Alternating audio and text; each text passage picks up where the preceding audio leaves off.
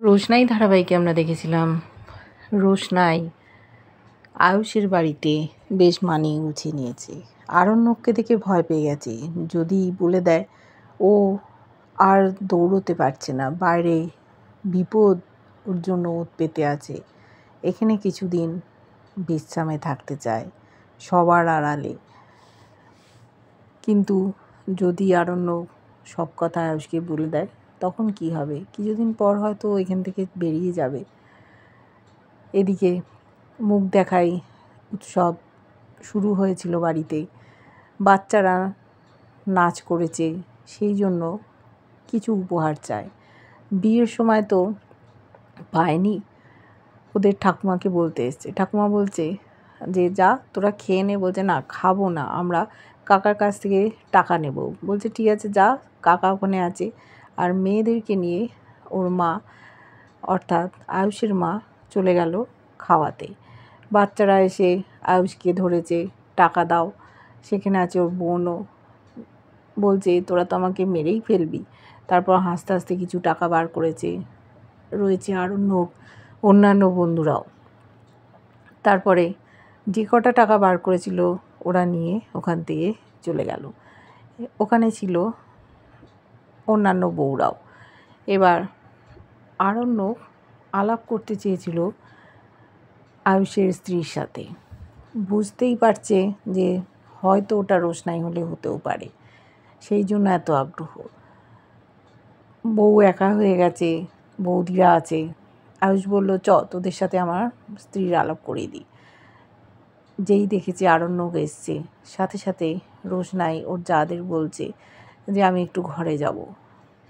তখন বড় বউ বলছে বুঝতে পেরেছি তুমি সাজগোজ করে আসছো, তোমার শরীরটা ভালো লাগছে না, কিন্তু দেখো ঠাকুরপো তো ওর বন্ধুদের সাথে তোমাকে আলাপ করাতে নিয়ে এসছে, তুমি আলাপটা করে নাও, তারপর ঘরে যাও।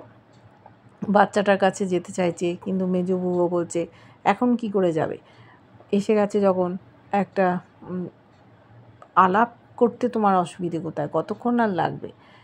আয়ুষ বন্ধুদের বলছে এই আমার স্ত্রী, কিন্তু মুখের ঢাকাটাও সরাচ্ছে না। মেজ বউয়ের খুব উৎসাহ, মুখটা দেখবে কি করে, সাথে সাথে ও ঘোমটাটা খুলে দিয়েছে। চায়নি রোশনাই, চোখ বন্ধ করে আছে। আরণ্যক দেখে ফেলেছে, দুজনের চোখাচোখি, ও ভয়ে অস্থির, এই বুঝি বলে দিল সকলকে। বন্ধুরা খুব খুশি। তারপরে ও নিজের ঘরে চলে গেল। দেখেছি সকাল হয়েছে, আরণ্যক বেরিয়ে চলে যাচ্ছে, মুম্বাই যাবে। আয়ুষ অনেকবার বলেছিল একটা দিন থেকে যাক, কিন্তু ওর কি কাজ আছে তাই যাচ্ছে।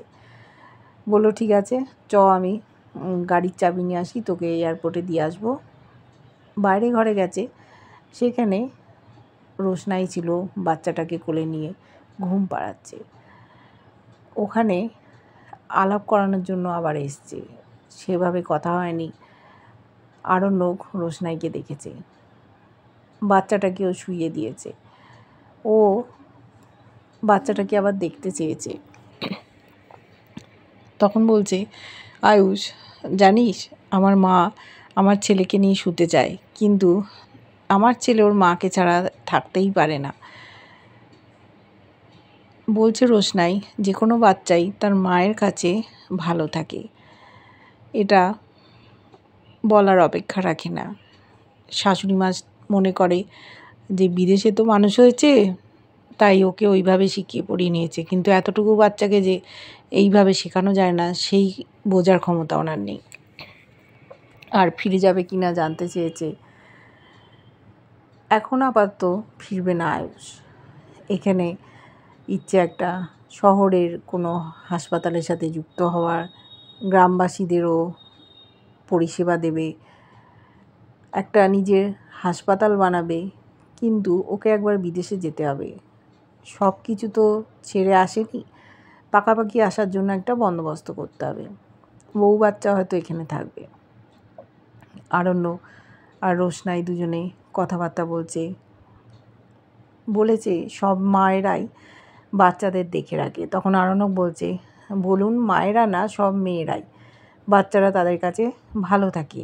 অবাক হয়ে যাচ্ছে আরণ্যক, কী করে এইরকম ঘটনা ঘটলো, বিশ্বাস করতে পারছে না। আয়ুষ বলল, আমি চাবিটা নিয়ে আসছি গাড়ির, তোরা ততক্ষণ কথা বল। আরণ্যক রোশনাইকে বলছে, শেষ পর্যন্ত তুমি এখানে এলে? বলল, তাতে আপনার অসুবিধে কোথায়? তখন বলছে, আমি এই ইকুয়েশনটা কিছুতেই মেলাতে পারছি না। আয়ুষ, তুমি, ওর ছেলে, আয়ুষ 2 বছর আগে বিয়ে করেছে, আমেরিকায় থাকতো, তুমি মাঝখানে কোত্থেকে ঢুকলে? বলছে, স্যার সব সময় সব কিছু মেলাতে যাবেন না। তখন ও ভয় পাচ্ছে, বলছে, আপনি কি এগুলো বলে দেবেন? বলছে, দেখো আয়ুষ তো আমার বন্ধু, আমি বললে বলতেও পারি। বলছে, আপনি যদি বলেন সেটা আমিও বলতে পারি, আর আপনার সাথে তো আমার সেইভাবে বিয়েটা হয়নি। বলছে, তুমি আয়ুষকে বিয়ে করে ফেললে? তখন বললো, দেখুন আপনার সাথেও আমার বিয়ে হয়নি, ওটা মিথ্যে মিথ্যে একটা নাটক হয়েছিল, আর কাগজে কলমে ছাড়াছাড়িও হয়ে গেছিলো। তারপরে যখন বিয়ে আবার হতে গেল, সেটাও বাধা পড়লো। তাই আপনি এইসব নিয়ে ভাববেন না, আপনার স্ত্রী, সন্তান সম্ভবা, তার জন্য ভাবুন, আপনি সেখানে যান, গরিমা দিদি একা আছে। তখন বলছে, দেখো তোমাকে এইসব নিয়ে ভাবতে হবে না। রোশনাই বলল, আমি যদি দাবি করি আপনার কাছে কিছু, আপনি কি দিতে পারবেন? বলছে, তুমি তো আমার সিচুয়েশনটা জানো, কিছু করতে পারবো না। স্ত্রীর দাবিও করতে চেয়েছিল, কিন্তু আরণ্যক সেটা রাখতে পারবে না। তখন রোশনাই বলল, আমাকে আমার মতো থাকতে দিন, পৃথিবীর সব দায়িত্ব আপনি নেবেন না। বলছে, তোমার কোনো ধারণা আছে আমি তোমার জন্য পাগলের মতো ঘুরে বেরিয়েছি, কোথায় তুমি গেলে, তোমার জন্য ঘুমোতে পারছি না, খেতে পারছি না। বলছে, আপনি পরস্ত্রীর জন্য এত চিন্তা করছেন কেন? ঘরে তো আপনার স্ত্রী আছে, তাকে নিয়ে ভাবুন। বলছে, তুমি এইসব কথা বলতে পারলে? বললো, হ্যাঁ পারলাম, কেন পারবো না। ওদিকে দেখেছি চ্যাটার্জি বাড়িতে বড় বউয়ের জন্মদিন নিয়ে খুব ঝামেলার সৃষ্টি হয়েছে। লালন চায় জাহ্নবী আর বাড়ির মেজো বউ রান্না করুক, কিন্তু ওরা কিছুতেই করবে না। এদিকে যে ওদের জন্মদিনে বড় বউ এত বছর ধরে কাজ করে গেছে, ঘেমে নিয়ে অস্থির হয়ে রান্না করেছে, আবার পরিবেশন করেছে, পরিবেশন ঠিকঠাক মতো না হলে কথাও শুনিয়েছে, লালন সেগুলো বলেছে। রাজা জাহ্নবী বেরিয়ে যেতে চায় ঘর থেকে। রাজাকে বলেছে, আচ্ছা রাজাদা, দেখো তোমার জন্মদিন তোমার মা পালন করতো, তোমার স্ত্রীর জন্মদিন পালন করতো, নিজে হাতে রান্না করেছে, তোমাদের খাইয়েছে, একবারও তোমার মনে হয়নি যে মায়ের জন্মদিনও পালন করা উচিত? আর মার জন্মদিনে তোমার স্ত্রী রান্না করবে না? বলছে, জাহ্নবী বাপের বাড়িতে কোনো দিন 1 গ্লাস জল গড়িয়ে খায়নি। বলছে, বাহ, তুমি তো তোমার স্ত্রীর কথা জানো, কিন্তু তোমার মায়ের কথা কি জানো? বাপের বাড়িতে তিনি কি করতেন? বলল, আমি জানি, তুমি হয়তো জানো না, তিনিও 1 গ্লাস জল গড়িয়ে খাননি, কিন্তু এই পরিবারে এসে কিভাবে হেনস্থা হতে হয়েছে, এত পরিশ্রম করতে হয়েছে বছরের পর বছর, তাও কারোর মন পায়নি। বড় বউ বলছে, লালন তুমি ছেড়ে দাও। বলছে, আমি ছাড়বো কেন? আর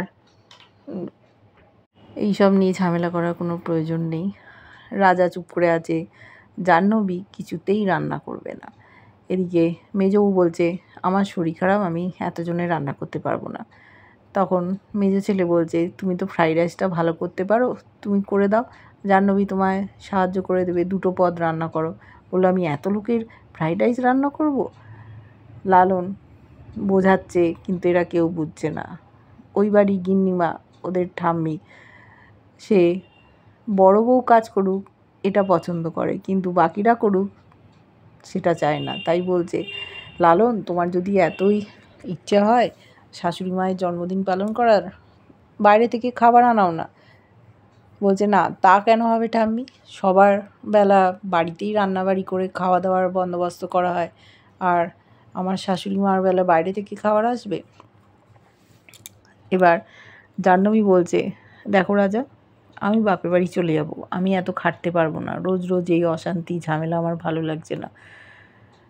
বলছে লালন, যাও যাও, তোমার যদি মনে হয় তুমি চলে যাও, আর এখানে থাকতে হলে তোমাদের তো কাজ করতেই হবে। বলছে, দেখো মেজো কাকামণি তোমার বাবার টাকা নিয়েছিল, রাজা বা আমি তো এসবের কিছুই বিন্দু বিসর্গ জানতাম না, তাহলে আমাদের দোষ কোথায়? আমরা কেন তার জন্য ভুগবো? লালন বলল, এটাও ঠিক কথা। ওখানে ছোটু আছে, ছোটুও বলল, কিন্তু তার মাসুল ওদেরকেও দিতে হচ্ছে, যেহেতু ওর শাশুড়ি মাকে ওরা খাটাতো। এবার মিনি জাহ্নবীকে কিছু কথা শুনিয়েছে। তখন বলেছে যে, মিনি তুমি বলার কে? বলল, এই বাড়ির মালকিন। আর কিছু বলতে পারছে না। লালন বলল, এই বাড়িটা তো আমার কথা অনুযায়ী চলবে, আর তোমরা যদি মনে করো তোমরা চলে যাও আর এসো না, কিন্তু মেজো কাকামণি আর কাকিমণিকে তো এই বাড়িতেই থাকতে হবে, তাই ওনাকে কাজ করতেই হবে, এছাড়া কোনো উপায় নেই। চরম অশান্তির সম্মুখীন হয়েছে চ্যাটার্জি বাড়ি। এদিকে রোশনাই আর আরণ্যক কথা বলছিল। আরণ্যক বলছে, তুমি এরকম এখানে থেকে গেলে? তখন বলছে, আপনি আপনার স্ত্রীর কথা ভাবুন, আমাকে নিয়ে ভাববেন না। সেই সময় চলে এসছে আয়ুষ। আয়ুষ বলছে, তোদের কথা হলো? রোশনাই বলল, হ্যাঁ, একজন অচেনা মানুষের সাথে যেরকমভাবে কথা বলা উচিত সেই রকমই হয়েছে। আয়ুষ বলল, সে কি, আরণ্যক তো আমার বন্ধু। আরণ্যক বলছে, আয়ুষ আমার বন্ধু, আপনিও আমার বন্ধু। বলছে, না, তা কখনো হয়? আমি বাবুকে নিয়ে ঘরে যাচ্ছি। ও ক্লান্ত ঘরে চলে গেল। বলছে আরণ্যক, আমি ভেবেছিলাম আয়ুষ মুম্বাই যাব, কিন্তু শরীরটা ভালো লাগছে না, তাই ভাবছি আজকের দিনটা থেকে যাই। কিন্তু রোশনাই বলছিল, আপনার স্ত্রী প্রেগনেন্ট, তার বাচ্চা হবে, আপনি এখানে থাকবেন কেন? তখন আয়ুষ বলল, তুমি ওরম বলছো কেন? ও বলছে শরীর খারাপ, একটা দিন থেকে যাবে। থেকে গেল। আয়ুষ খুব খুশি, আর ওকে এয়ারপোর্ট যেতে হবে না। আরণ্যক ওর স্ত্রীর প্রোফাইল সার্চ করছিল না জিজ্ঞেস করেই। ওখানে এসছে আয়ুষ। আয়ুষ বলছে, কিরে, তোর শরীর ঠিক আছে? তুই যে বললি এখানে থাকবি, তোর কিছু কাজ আছে, গ্রামটা দেখবি। বলছে, দেখ, আমার শরীরটা ঠিক ভালো লাগছে না, আমি এখন যাব না। তখন বলছে, তোকে কিছু কথা বলতে চাই। বলছে, হ্যাঁ বল। বলছে যে, তোর স্ত্রীর সাথে আমার আগেও দেখা হয়েছে। বলছে, কোথায়? বললো, কলকাতায়। তারপর বলেছে, ও তো তোর আসল স্ত্রী না। তোর পারমিশন না নিয়ে আমি সার্চ করে দেখেছি আমেরিকায় তোর স্ত্রী থাকে। ও অবাক হয়ে গেছে। ও হয়তো শুনেছে যে বেঁচে আছে মেঘনা। এইবারে কি করবে যদি মেঘনা এখানে চলে আসে? আয়ুষের যে কি হাল করবে পরিবার, গ্রামবাসীরা, তার ঠিক নেই। রোশনাই কোথায় যাবে? ও তো অপরাধী। এইবার কি হয় দেখবো। কেমন লাগছে ধারাবাহিকটা জানিও। ভালো লাগলে লাইক, কমেন্ট, সাবস্ক্রাইব করে যারা ফেসবুক পেজ থেকে দেখছো ফলো করে সাথে থাকার অনুরোধ রইল।